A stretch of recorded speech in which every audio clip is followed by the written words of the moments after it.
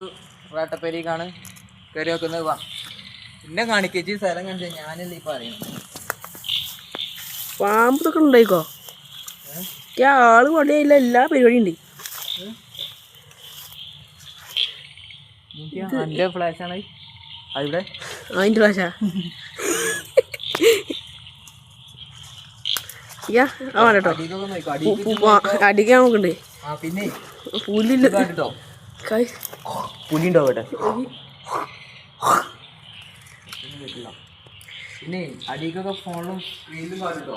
ഇപ്പം പറയുമ്പോഴേക്കും പോരാട്ടോ. വാ ഇവിടെ ഓക്കെ മണ്ടാണെങ്കിലും മണ്ടിക്കൊണ്ടിട്ടോ. യെസ്. അല്ല ഇവിടെ സേഫ്റ്റി ഇല്ലട്ടോ. പോ ഇവിടെ സേഫ്റ്റി ഇല്ല. എൻ്റെ മനസ്സ് പറയണ്ടേ. എന്റെ മനസ്സ് പറഞ്ഞാൽ പിന്നെ നമ്മളതിന് ഇതാക്കരുത്. കാരണം എന്റെ മനസ്സിൽ പഠിച്ചു തോന്നിപ്പിച്ചതാവുമല്ലോ. സേഫ്റ്റി ഇല്ലാന്നാണ് 100% പറയുന്നത്. എന്നാ പോവാ. അല്ല ഒന്ന് ഉള്ളിലേക്ക് ജസ്റ്റ് കയറിട്ടോ. പുല്ലൊക്കെ ഉണ്ട് കടക്കണ്. ഇങ്ങോട്ട് ഞാൻ ആദ്യം നോക്കട്ടെ. ഞാൻ മണ്ടുമ്പോൾ മണ്ടിയാൽ മതി. ഞാൻ മണ്ടുമ്പോൾ മണ്ടിയാൽ മതി.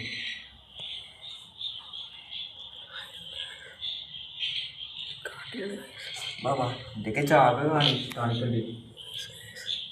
ഇതൊക്കെ ഫോറസ്റ്റ് ഓഫീസ്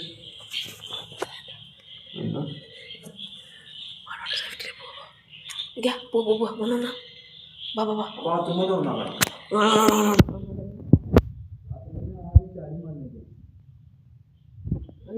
സേഫ്റ്റി ഇല്ലട്ടോ ഗൈസ്.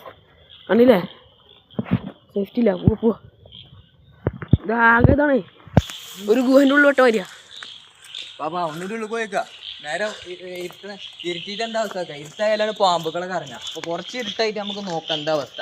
കുറച്ച് ഇരുട്ടാകുമ്പോൾ തന്നെ നമുക്ക് റിട്ടേൺ ചെയ്യണം. അപ്പം എന്താക്കണം? റിട്ടേൺ ചെയ്യണം. അപ്പോൾ വരുന്ന വഴിക്ക് വല്ല പാമ്പ് അങ്ങനെയൊക്കെ ഉണ്ടോ നോക്കിയിട്ട് വേണം വരാൻ. ഓക്കെ. കാരണം വൈകുന്നേരം രാത്രി ആയാൽ ഈ കാടിൻ്റെ ഉള്ളിലത്തെ അവസ്ഥ എന്താ നമുക്ക് അറിയില്ല. വല്ല പാമ്പുകളുണ്ടോ അറിയില്ല.